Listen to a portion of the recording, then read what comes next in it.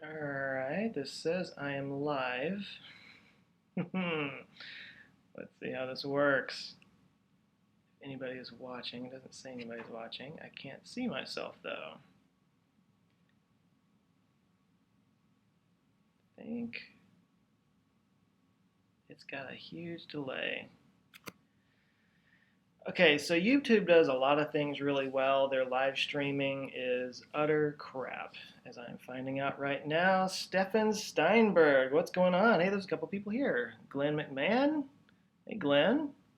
Um, you guys bear with me just really quickly because this is brand new territory for me. I'm using a new live streaming app called Wirecast, which apparently YouTube requires that you use in order to do live streaming. I don't know why. It seems like such a simple thing to just hop on and do this. If anybody's familiar with Blab, I've used Blab before. It is so super simple. You just jump on there and there's people there. And oh, there's people showing up. Conan, how you doing? William, Tristan, or Kristen, sorry, Caesar.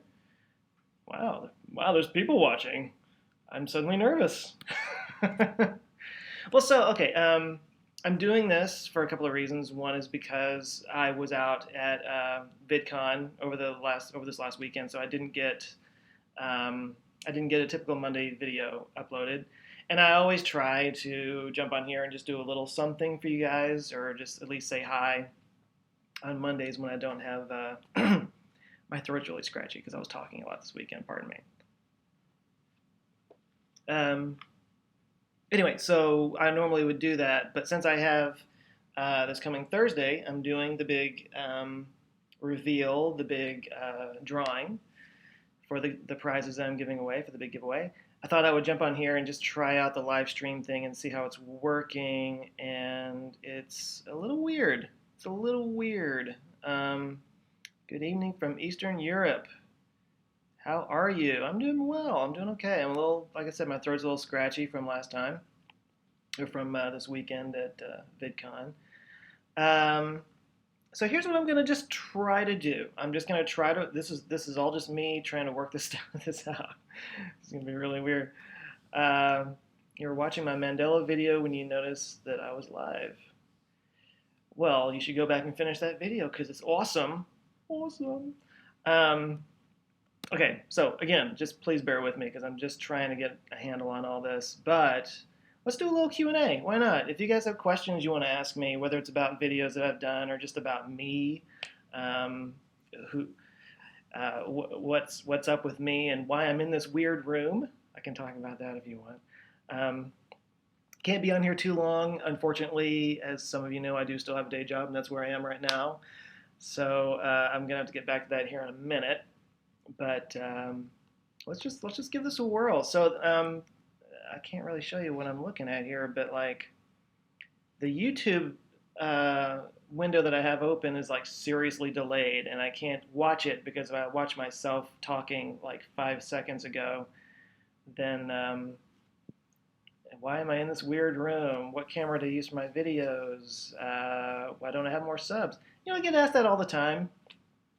Back when I had 1,000 subs, people kept asking, why don't you have more subscribers? And now it's grown and it's grown. And as you know, I just hit 10,000 subscribers, and people still keep asking me, why don't I have more subscribers? I'm like, how many do I need for you people? Why don't I have more subs? There's probably some things I could be doing differently. I don't do a whole lot of collaborations, but I don't do that for a reason because uh, I don't want to just jump in and. Uh-oh, looks like it's frozen over there. Is it frozen to you guys? You guys see me? Am I frozen? Anyway, I don't do a lot of collabs just because I don't know. I see a lot of collaborations that people do. I mean, if it's in the space that they're in, then that's fantastic. I don't see a lot of other. It is running fine. It's not frozen. It's frozen to me. That's weird. I don't get this thing. I don't get it. But anyway, somebody asked why I'm in this weird room. This is where I work. This is not where I work. This is just like a room where they keep the photo equipment. And I come in here because I'm one of two people in the whole building that has a key to the room. So this is where I can come and have just a shred of privacy. But hey, I want to show you something. This is what you call a disaster. Look right up here. Ready? That's called water dripping through the ceiling. And this is called buckets catching the water. I'm in a building that's like 70 years old or something like that, and we're actually talking about moving into a new place, and clearly they've just given up on maintaining the rooms here. Let's see, what other questions we got here? Oh, somebody asked what kind of camera I use. I mean, this is just on my webcam on my computer. At home, on the videos that I normally do for you guys, I use a 7D, Canon 7D. And it's getting a little old. Actually, that was one of the things I did at VidCon. I was talking to the Canon people about looking at upgrading to a new camera because the one that I have has some drawbacks. It's not made for video. It's made for still photography, which means that it has to shut off every 12 minutes or it'll overheat. And I control it through my computer. If I was there, I would turn this around and show you guys. Maybe I'll do that on Thursday. But I control it through my computer at my desk, and I've got the camera up here. And so I can turn it on and off while I'm recording, but I have to stop every 12 minutes, and it happens over and over and over again that I'll be in the middle of something, in the middle of a sentence or whatever, or just in the middle of a point that I'm making, and I'll look over and realize that the camera had stopped like 2 minutes ago, and I've just been rambling and not recording it. So, excuse me, it's about time that I upgraded to a new camera, and so I was looking at some stuff over at VidCon, but I'll have to get a little bit more money together before I do that. Let's see, my double slit video was amazing. Can I talk about that? Ooh, okay. Can I talk about the double slit experiment? I don't know that there's much I can really add to what I talked about in the video. The videos that I do are on some pretty big topics, but I do a lot of, hello, eye opener, I noticed you, feeling better now? I talk about these big sciencey topics, but they're not things that I have any particular expertise in. I just do a lot of research on it. Something that I am looking at doing, and I've said this for a while, but I need to get serious about it. I'm trying to put together a team right now, and I want to get some people kind of involved that do have an expertise in this kind of thing. A lot of people ask about with the double slit experiment. You know, they talk about they put up what's the word I'm looking for? Detector on one of the slits to see which slit the particle went through, and that's how they figured out that when you observe it, that you get a different result. And a lot of people have asked, what kind of detector is it? I don't know. I'm not sure how that works. I'm kind of fascinated by that myself. I'd like to find out. So maybe I'll get an answer to that eventually. But in terms of the collaborations, which I started talking about a minute ago, that's something I want to do, is actually do more interviews. I know I did that thing with Adam Curry. It wasn't the most popular thing that I've done. I would like feedback from you guys. Please let me know if you want me to do more interviews, because I would like to. I would like to bring more experts in. I mean, the Adam Curry thing, his subject is a little bit more woo-woo, I'll be the first to admit. There's a guy I actually just talked to at VidCon, his name's Federico, who is sort of a futurist and has been a part of Singularity University, the Ray Kurzweil organization that he set up. We got to talk fairly briefly, but he's a really interesting cat, and he's got some really cool ideas about where things are going in the future. I think you guys will really like it. Let's see. Okay, now I froze, but maybe French internet. Well, thank you, Maddie. The internet just wants a referendum on whether to leave YouTube or stay. Oh, UK, what happened to you? I thought the United States were supposed to be the crazy ones. You thought the interview was great and would like to see more. Like, okay, cool. That's awesome. I'd like to do more, like I said. I was trying to hook up with Federico for that interview for a while. Hopefully we can make that work in the next couple of weeks. I just got super busy with a lot of stuff, which tends to happen.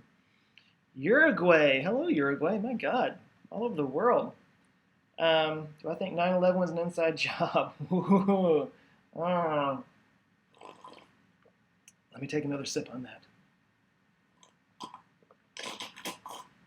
Okay. Could not have been more gross by the way I did that. I'm gonna pass on the 9/11 thing. There was one guy that did a video that I thought was interesting. The whole thing about the jet fuel couldn't melt steel. He basically showed that it doesn't have to melt steel; it just needs to make it pliable, which it is easily pliable with temperatures at that rate. So I thought that was interesting. What is my day job? I guess photography. No, it's not photography. I work in a newspaper, and I work in the advertising department. I'm a copywriter. A lot of people, when they hear copywriter, they think that means like copyright and trademark kind of thing. That's not what it is at all. When you read an ad or watch an ad or listen to an ad, the words, for whatever reason, in advertising speak, they call it copy. So I write advertising. That's kind of what I do for a living. So I'm an advertising and a marketer guy. I'm part of the problem, basically, is what I am. Greetings from the Netherlands. Hello. Got some Dutch in here. Crack's doing a series on why we are shockingly unprepared for aliens to contact us. What do I think of that? I'd like to watch it. I don't think I've seen that. Cracked is doing some really cool stuff. I actually heard on a podcast they were talking about Cracked and how, back in the day it was kind of a competitor to Mad Magazine. Um, and Mad Magazine was always far more popular. And then Cracked kind of just disappeared. And then basically this dude that was just a fan of Cracked bought it. Like he just approached them and said, "Look, you're not doing anything with this. Can I basically run an internet website with your brand?" And they were like, "Oh, sure, why not?" And then he took it over, and now it's bigger than it ever was before. I was like, "That's fascinating." I thought that was really cool. But I'm guessing you're asking, what do I think about us being unprepared for aliens to contact us? Absolutely, we're unprepared for that. It would be a really interesting. It would change everything. Let's just put it that way. And I don't think, by the terms of contact, I mean, it depends on what the contact is. Obviously, Independence Day just opened. We have a lot of doomsday scenarios with aliens, and would the world come together to battle this outside force? I think we're thoroughly unprepared for anything of that size. And I think any alien civilization that could actually reach us would be so far advanced they would be almost godlike to us. But I've always thought it's an interesting question. Like if we met an alien species that say had survived over billions of years and literally knew all there was to know, would their explanation of reality be something we could even comprehend?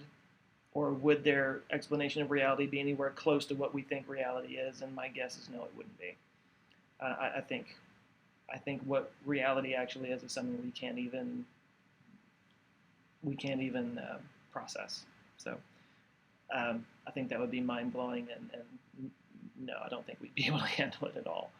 That's just my opinion. All right, so where exactly am I from? I'm guessing that's pointed toward me. I'll get to that in a second. You explain stuff without any animations and do it really well.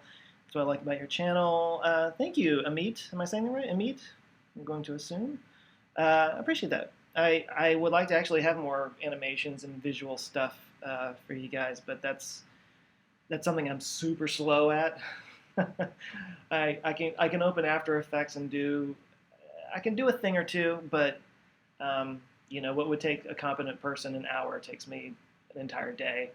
So I don't get into it that much. Every once in a while I'll do something and it probably stands out a little bit because it's not something I normally do. So I just kind of try that you like it.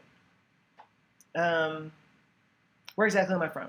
I've been born and raised in Texas. I live in Texas. I've never lived outside of Texas. A lot of people are surprised about that because I don't sound like this.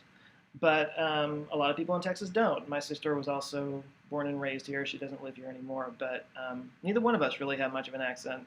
It'll come out from time to time. But I don't know why that is, other than maybe we just grew up watching a lot of TV. And maybe I worked on it. There was a video that I watched one time, an old home video of mine. I didn't think that I ever had that much of an accent. I always felt like it was not as bad as a lot of people. But I where was I with that? Oh, I watched an old video of myself where I was talking on screen. I was a little, I was a kid, so my voice was really high pitched, or more high pitched than now anyway. And my accent was so thick that I literally thought that it was somebody off camera talking, and my lips just happened to match up to it. Because I think I was talking about I was playing around in the pool and somebody pulled me under and I just plunked down under the water and I couldn't breathe. It was that bad, and I can't believe I ever sounded that much like a hick, but I did. So the Tangent Cam, somebody just brought up Tangent Cam. It's funny, somebody just mentioned that the other day. I've not been keeping up with that very well, have I? I apologize. I didn't know it was so popular. Um, if anybody reads Wait But Why, I know I've referenced them several times, and I referenced them in the Fermi Paradox video. Well, that's where I got most of the stuff from the Fermi Paradox video. Um, they do something in there, or he does something in there that is really interesting. He has the blue box. So you're reading through, and then he'll like touch on a subject, and then he'll have a blue box where it's tangent cam. He goes into this big long tangent about whatever it is that had just come up, and I really like that because it kind of gives you a way to veer off into subjects and kind of go a little bit deeper into something. And sometimes things just require a little bit more explanation. And sometimes there's just little interesting nuggets and factoids on something that really uh, helps flesh out the subject. And you're just kind of missing something without it. At least I feel like when I'm doing research, I run across something and I'm just like, oh, that's so cool. I didn't know that, And so that's what Tangent Cam was kind of made for. And this is going to give you an idea of how utterly lazy I am. The reason why I sometimes skip Tangent Cam is simply because I have to set up a second camera, and it's just a GoPro. Oh, that sounds so lazy, but I think my time is so limited these days that I try to just kind of get in and get out as fast as I can. In setting up another camera and having to take another having to take another stick and download that video, and it just adds a little bit extra time, and sometimes I just kind of push it aside. But now that I know that it's so popular, I will try to be better about doing those. So I'm glad this is cool because I'm glad you're telling me that. I really didn't know that people like the Tangent Cam quite so much. But let's see. So I hated Texas growing up, and now I see the appeal and realized I was brainwashed against it. Is that because this is Halos Inc. or Halo Sync? I don't know which one that is. Is that because you lived there or because you just heard things about Texas? Just curious. In a nutshell, wait, what? You lazy MF? I am, dude. I'm lazy.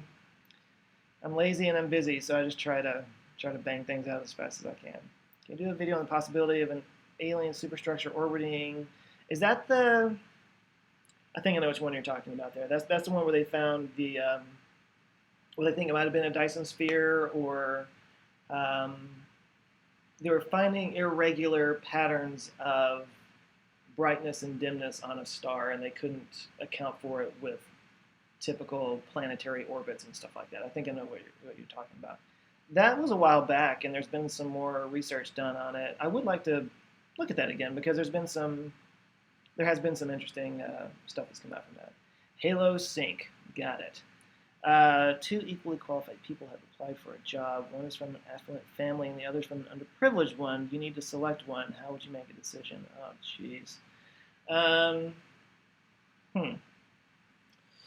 Hang on a second. So I would like to think that that wouldn't matter, but if they were equally qualified, first of all, I don't think legally you can ask that kind of thing, but maybe I'm wrong. I haven't really been on the other side of the hiring table very much. Honestly, for me, when I want to work with somebody, it's a lot more about, do I like this guy? And actually, some people that did comment, some of the panels I was at, they were saying the same thing, that motivation, energy, and just a positive attitude and somebody that you can get along with, somebody that you want to spend a lot of time with, that's 90% of why people get hired. I really wish that was something that I knew back in the day when I was trying to get jobs. Um, it's like a marriage. You're going to be working with this person for a long time. You know, people can learn things. They don't have to know everything when they come in. So you can, and by the way, when I say learn things, it's also organizational things. It's also just personal strategies and stuff like that. Those are all things that can be acquired. Um, you can tutor people, you can mentor people, you can train people to do things the way you need them to do. But you need to make sure that that person is flexible and malleable and willing to learn and easy to get along with because you're going to be spending a lot of time with that person. So I know I'm dodging your question, but to me, it's that personality that matters the most. And if it just came down to somebody's affluent and somebody was lesser privileged, my honest answer would be I would probably lean toward the person who needs the job the most. Because that's just I don't know, that's just the liberal in me, I guess. Do I drink beer? I'm more of a whiskey guy. Honestly, I've never developed a taste for beer. Todd Graham is in the house. Todd Graham, if you guys have not gone over and watched his channel, he's an awesome dude. And I got to hang out with him a little bit this weekend. Wish I could have hung out with him more. There's a lot of people I wish I could have hung out with more. I was just all over the place. But Todd Graham's channel, I believe, is just, if you just do a search for Todd Graham, it should come up. Todd is awesome. He does really great stuff. And he got to hang out with Shay Carl over the weekend, if you're familiar with the Shaytards. They're like a daily vlogging YouTube family channel kind of thing. But he got to be mentored with them, and he's about to blow up. He's about to be bigger than me, I promise. Let's see, where else? My videos are so awesome. You're so awesome. Thank you for that. Is internet censorship ethically beneficial to society? And if you repeated that, I apologize. I didn't see it before. And somebody has not seen my old-fashioned video. Yeah, that's man. That was a while back. I really enjoyed making that one, and it was a lot of fun. But definitely the channel has gone in a different direction since then. But old fashions are my go-to. If you ever see me in a bar, I'm probably ordering an old fashioned with makers, and several of them. No, I don't drink that much.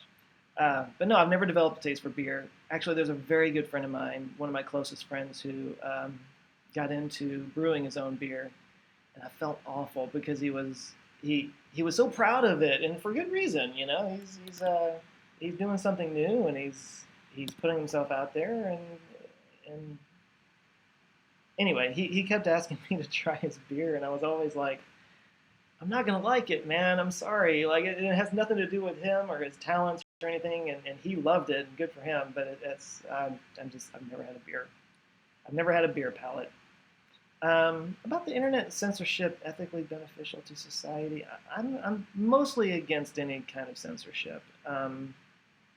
Having said that, there's a lot of hate speech out there that we could do without. But I'm on principle generally against censorship, especially on the internet. That's what it's there for. It's there to kind of even the playing field. And you got to take the bad with the good. My very favorite YouTube guy on the live thing. Well, thanks, Neil. Appreciate that. Have you tried the Four Horsemen, Jack, Jim Beam, Johnny Walker, and Jameson? Have I had that? I've had all those at different times. I don't know. Maybe. I don't think so. But that sounds simple enough. Just grab 4 bottles and do one of these, right? I'm not in college anymore. Dab. Okay. I don't know what that means. Let's see. My thoughts on Berkeley's SETI program? I don't know much about it. I'd have to look it up. To what extent should business decisions be based on ethical considerations? Oh, yikes.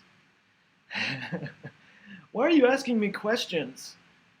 I never agreed to answer questions. I'm just kidding. So, okay, that's actually, you know what? I do have an opinion on that. I think that business in general is making a shift, especially with the rise of a lot of the internet businesses, small businesses and startups kind of becoming such a big thing. And this, I'm saying it's a shift. It might just be because I'm becoming more aware of it. but it seems like a shift in business to me where, and I think that has to do with the upcoming generation, the millennials that are coming up. I think they are more um, socially active. They are more. My words are failing me at this point. They're more interested in making changes in the world than they are about making gobs of money. And I think business in general is starting to make a shift toward being more ethical and being more involved in giving back, as it should be. Um, I mean, so my Canker Boy business, which you guys know about, I haven't really started doing this yet because I haven't really made a profit on it yet, but I have a thing on there that I'm going to be giving. I think it's about 5%. 5% of the business I'm going to be, or of the profits I'm going to be giving to charity, most likely Operation Smile. We've been talking with them a little bit. But I think that's important. I think giving back is important. And I'm a capitalist, but I also think it needs to be restrained. And corporations are there to make money. They're not there to make the world a better place. So the sooner we can make that shift, the better. So that's just my opinion. What's up, Darth Id? The first guy that ever showed up on a YouTube hangout, and that was back on my 1000, wasn't it? My 1000 celebration, I want to say. God, that was a long time ago, it feels like. What do I think humanity should focus on in the near future? Good question. That's a good question. I want to answer it. Let me think about it for just a second. What should... Well, I mean, obvious issues like sustainability. That's my answer. A lot of people lop that in with things like climate change, which it is. I mean, when we become more sustainable, we're going to cut down on pollution and cut down on the issues that affect things like climate change. I think just the words climate change are so politically toxic these days, unfortunately. But I think it really just comes down to sustainability.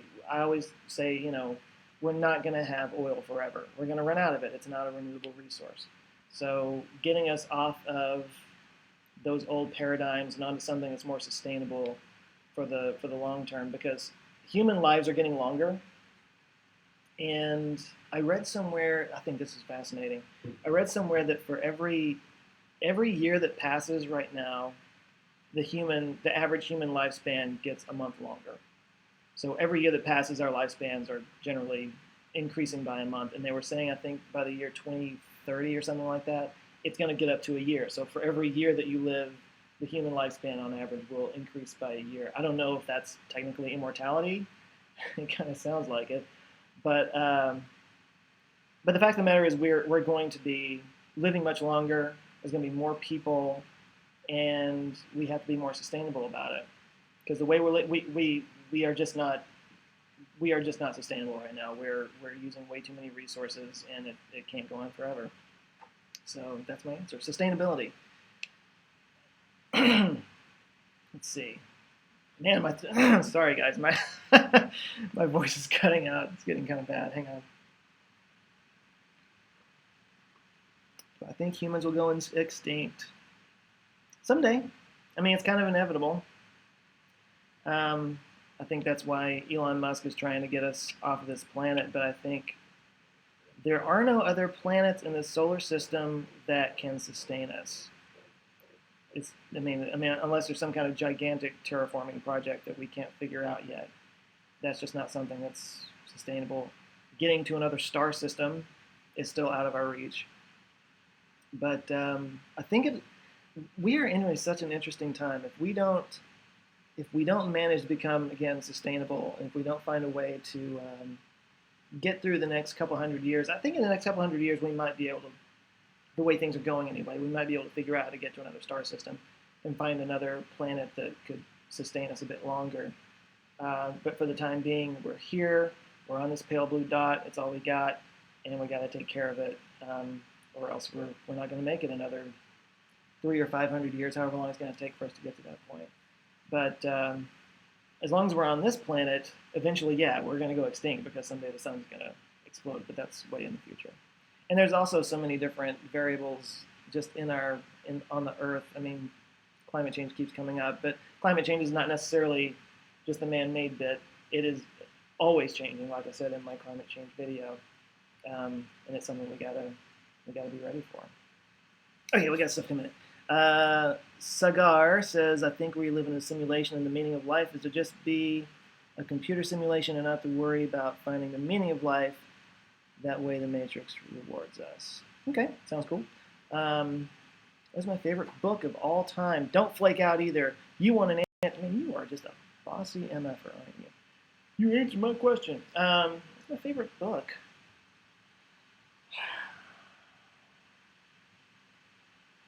I'm going to say Outliers by Malcolm Gladwell. And I'm going to say that because it was the first book of Malcolm Gladwell's that I read, and I've become a huge fan of his ever since. All of his books are just, they're not mind-blowing, they're mind-expanding. They definitely put things in a different perspective, and I think it's helped influence the way I maybe do this. I highly recommend Malcolm Gladwell's books. And I'm going to say Outliers because it was the first one that I read, and it really got me on a new thought direction. Let's put it that way. Excuse me. Okay, so I've been on here for about 30 minutes. I'm going to wrap this up pretty soon, but let's just see where else I'm going here. Serious moment. Ooh, getting serious. I find it weird that at the base of all of us are just atoms, made up of non-living things that allows us to have this conversation. What's your thoughts and the chat's thoughts? So y'all talk that up in the chat there. That living things are made out of non-living things. See, I talked about that in the What is Life video. I talked about how, once upon a time we used to separate ourselves from the animals and the trees and stuff like that, and now we're starting to find out that, we are made up of the same stuff that rocks are made of and trees and all that. And it is an interesting phenomenon that a consciousness and a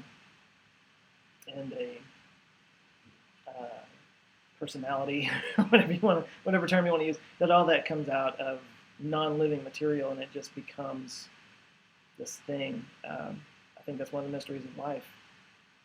There you go. Squid Larry, hey Joe, love your vids. Thank you, buddy. Love you too. What would I like to see in the future that you will definitely miss in your lifetime? Oh man, yeah, I got future FOMO.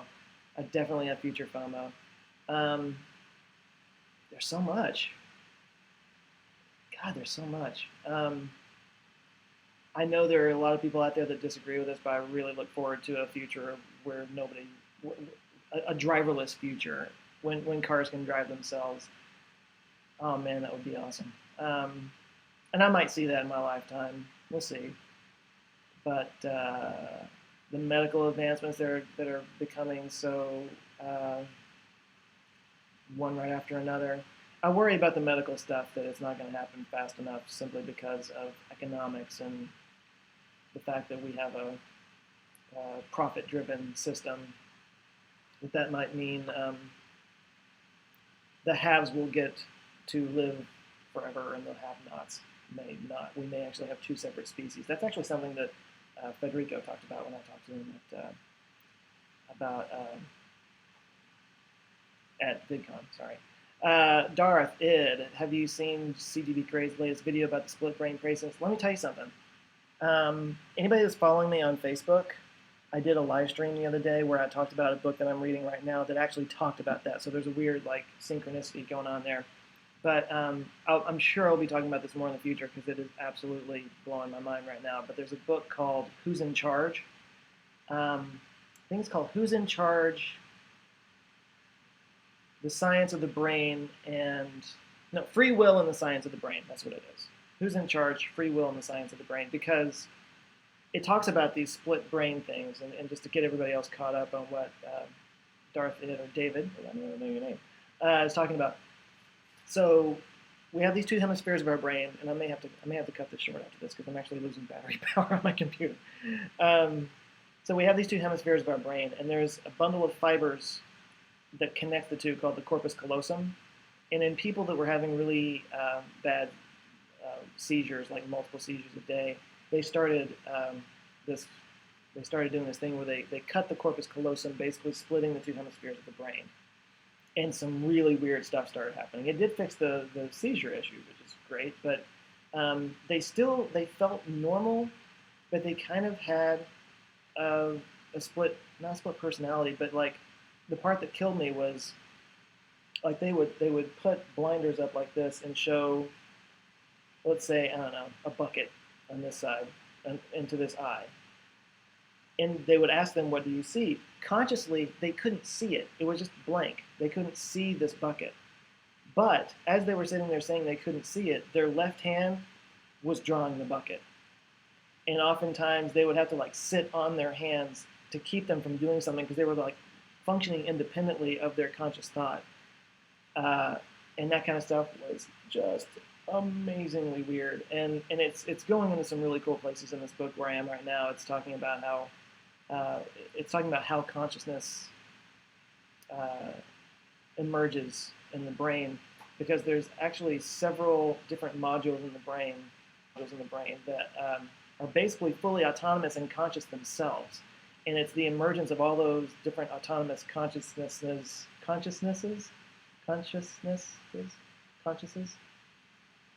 My words aren't working. It's the emergence of all those together that creates the conscious thought that we experience. Um, so there are actually a lot of independent minds going on in your brain at the same time. Noodle on that one.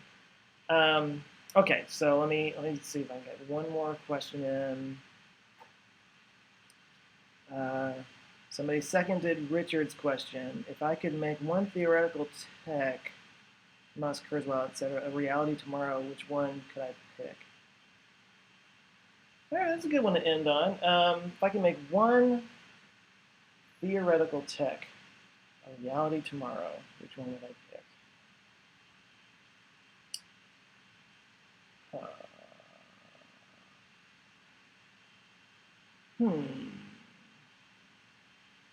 I don't know. Like what the one that's popping into my mind right now, and I'm giving it literally like 10 seconds of thought, is the simulated universe, like being able to upload your consciousness into a computer and like exist in a virtual world.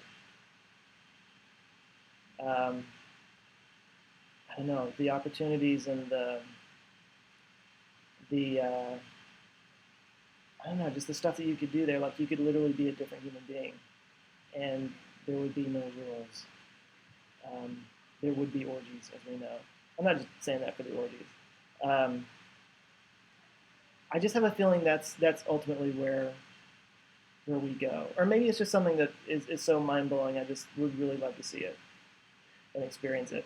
And I think we're getting pretty close to that with where virtual reality is going right now.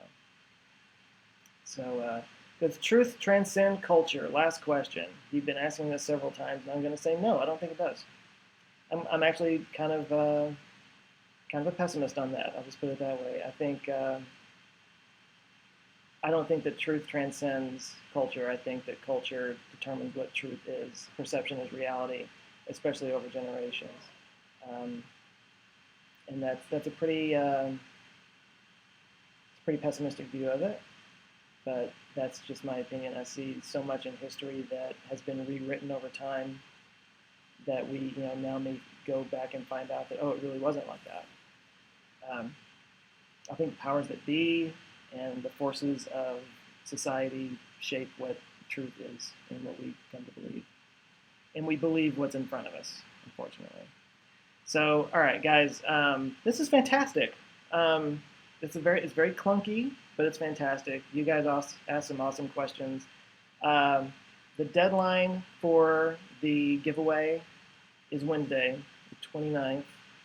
I think most of you guys have already submitted. I've gotten a lot, but Thursday I'm going to. I think I can schedule an event on here. Clearly, I'm still getting used to all this, so forgive me.